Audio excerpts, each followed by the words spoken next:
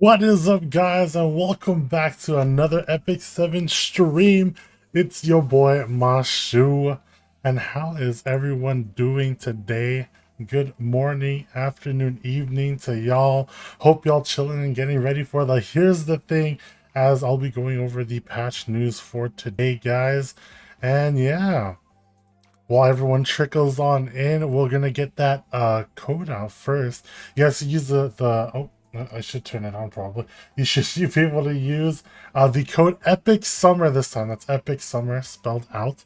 I believe that's what it is, and it is what it is. There you guys go. The code is now active. Epic Summer is the case this time around. So make sure to get your 3 leaves and 300k gold.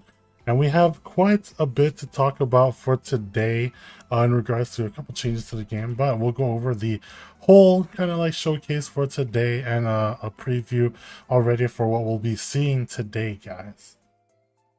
And here we go. But guys, so in this days, here's the thing, we have a new episode. That's episode 47 coming out, Forsaken Lands, alongside the new skin. I know some people are like, oh yeah, I already know it's a skin, but in case you didn't know, it is actually a skin this time around. It is Beachside Merrymaker Sermia, and it's pretty nice skin. I like it quite a bit. I know I'm gonna get it. We have a couple of UI improvements on this one as well. Some World Arena Battle Frenzy adjustments. A bunch of like stuff that people have been asking for already. And then we have the cooldown display improvements. So it's a little bit, you'll be able to see what exactly that entails when I go over it. Some equipment set improvements. You see the destruction and injury set right there. Some Soul Weaver constellation adjustments. So it's obviously going to alter some stat lines on that in that order as well. Then we have the Guild War schedule information as well, guys. Not just that, we do have a side story rerun of the Order of the Sword and the Lord of Summer, which features obviously a lot of the skins that you guys are, not skins per se, but a lot of the looks and feels of what you guys like in a summertime event. And what's going to be added into the Book of Memories this time around is the Song of the Sun, which was, I believe, was one of the first, or if not the first, summer side story that ended up happening. So yeah, lots of stuff coming, lots of stuff. But now, moving on along, we'll be talking about episode 4, Forsaken Lands. And here is the synopsis. So in this case, a party is headed for the Forsaken Lands, where the wicked of the East ruled for a long time. They tried to stop Lua and Yulha, who covet each other's strength. However, with the resistance of the wicked and awakened soldiers, things get worse and worse. So it's already chapter 7, guys. So I mean, like, we're almost coming. We're leading up into that conclusion. Things are getting heated, and Aiden is becoming a little more stronger, but day by day, you know. So we'll see when this chapter comes out exactly what's gonna end up entailing for our party moving forward. Yeah, moving on along though, we also have the Beachside Merrymaker skin for Sermia. You guys already know it's going to be available with the new Epic Pass, the Scorching Sun 2022 Season Epic Pass will be coming out soon. And with that, we also have a preview video for the Sermia skin right here. Check it out.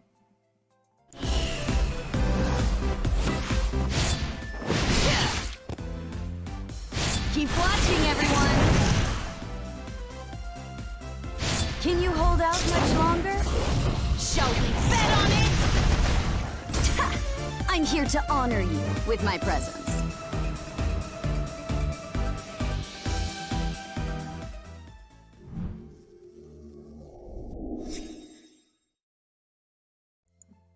And there you have it. There's a skin. You guys are able to see like how long her hair is. Holy crap. To be honest, I really like this skin. I can't wait to use it. Maybe I'll try to gear in a RTA Sermia, but we'll see what ends up happening on that case. And now, guys, moving on along into the UI improvements. So we have a new story, side story icon added, so it's a little bit easier to get into those side stories that you guys have, alongside some quick menu changes. Pretty much for those guys who are used to using the quick menu within the game, you guys just tap and pretty much you're there in the side story. And you know, there's some other stuff that is coming along with that as well. We have the World Arena Battle Frenzy adjustments. All right, guys. So there's going to be now a decreased barrier effect being added, meaning that whenever you get a barrier, the effect that it has. So before, you know how like you'll have your pay route there, and it's going to keep that same barrier no matter what, and it doesn't decrease over time, meaning that it gets all that I guess like value over time. And now, so that's going to be changed with this decreased barrier effect. Now also we have the Battle Frenzy's value being adjusted, meaning that we'll see how the ramping was, and they'll be changed from there as well. The final speed of Soul Weavers will decrease slightly because it used to be 15 and now it'll be changed to 7, so a little less on that end to be able to go into World Arena with super fast DNs and Amelias. I know you guys be running out there with them. For more details for exactly what values we're talking about, you guys will be able to see that on the stove post and stove notice for the patch, so don't worry guys. But yeah, now moving on along, the cooldown display improvements will also be happening, in which the passive things such as tranquility for Politis will be shown now in the cooldown section, so you guys will be able to see that. I know there's like some skills. Well, we have quite a bit of skills now that have like innate turn cooldowns, and a lot of people are having trouble keeping up with that. And now you should be able to look at that once these improvements come to the game. And moving on along, we have the equipment set improvements. So now what exactly does it entail? For destruction set, we are giving you a granted increase of 20% extra crit hit damage. That's around like what, 7 total, or 7, around 3 total rolls of max rolls of crit damage. It's pretty nice. And I also want to see if this is going to change anyone's mind for gearing someone on destruction set instead. I know for people who already use it for PvE in that aspect, we'll be able to pretty much like offset a lot of different things to reach that cap that people are used to, right? And now also the injury set. So after it will before as after attacking decreases the enemy's max health up to 6%, effective only against heroes, and can sack up to 50%. Now it's after attacking decreases the target's max health equal to damage dealt up to 6%, or if it's a single target attack, it's up to 12%. In this case, meaning that like increase extra injury on top of that, maybe making more things viable, but we'll see how that entails in the future when this gets rolled out as well. Now the Soul Weaver constellation adjustments.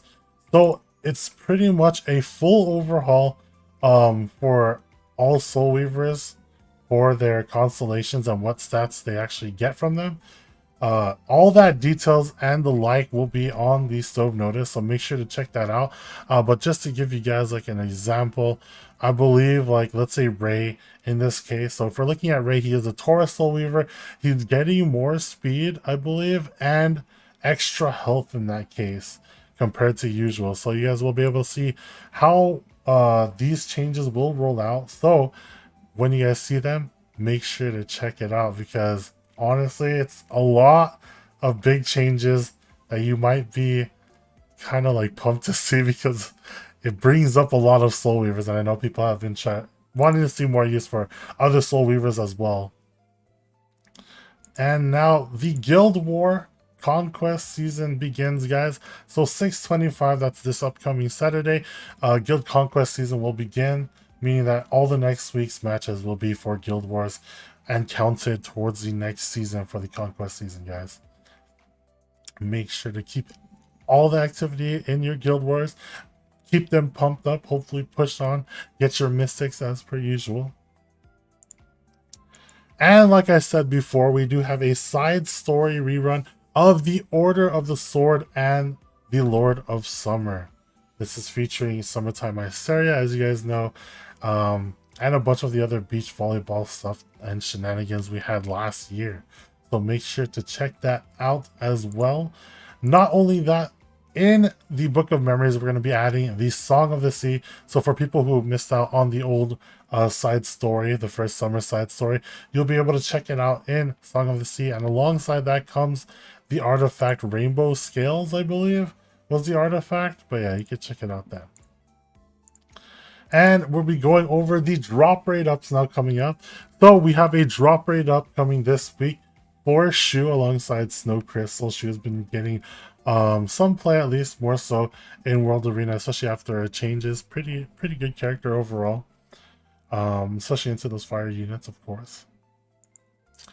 And Sermia as well coming next week, alongside Border Coin being good onto your Conquer Liliuses for those guys who still use on that. There's a lot of things you use with Border Coin, but also Sermia in general for people who want to be able to use the summer skin that's coming with the pass as well. So if you don't have Sermia, make sure to grab her. I mean, pretty good overall for PvE style. And last but not least, next week we are going to get the rerun of Summertime Iceria. Guys, this is a limited, as you guys know already, alongside Star of the Deep Sea. For those of you guys who already haven't, plus 30 like me, I need like 1 or 2 more copies, so I'm probably going to grab another Star of the Deep Sea in this case. So guys, make sure to roll on this if you guys haven't already. This is a limited summon from the last summertime. And yeah, Summertime Iceria.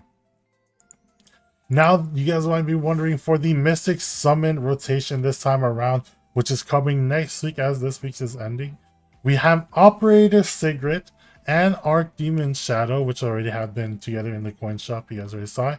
But alongside them, as well as Designer Lilibet. Now, a lot of these characters are pretty viable in World Arena, especially against certain team comps. I know Designer Lilibet has been especially good against all the debuff comps. Archdemon Shadow is being a menace, countering whenever she feels free to, and Opsay rooting people's shielded days, and one of my favorite units overall. And alongside this Mystic Summon rotation, it's going to be the change for the coin shop rotation as well. We have Specimen Says from the light side and Apoc Ravi from the Dark ML side in the Moonlight Summon. And then in the 5-star Covenant Summons, we have Kowerik and Edda in this case. So make sure to pick them up if you guys are able to. Now, guys, as well, another thing you should be able to doing is make sure to cash in on that 3 leaves and 300k gold with the Epic Summer Video Gift Box password that should be in your guys' inventory when you're able to log in. So make sure to use Epic Summer and get your 3 leaves and 300k gold, as I always say. But yeah, guys, so it's a lot of changes, honestly, in the terms of World Arena, especially with the Soul Weaver changes for that matter, and a lot of I guess like small overhauls in certain systems within the game that you guys are able to see in the quality of life on that aspect as well. And I know you guys are vying for some other things, but this is it for today. And with that though, it's your boy Mashuu, and make sure to check out and get your Epic Summer on as the new Epic passes are coming, and get your 3 leaves and 300 gold with that Epic Summer video code. And I'll see you guys next time. All right, guys? Peace.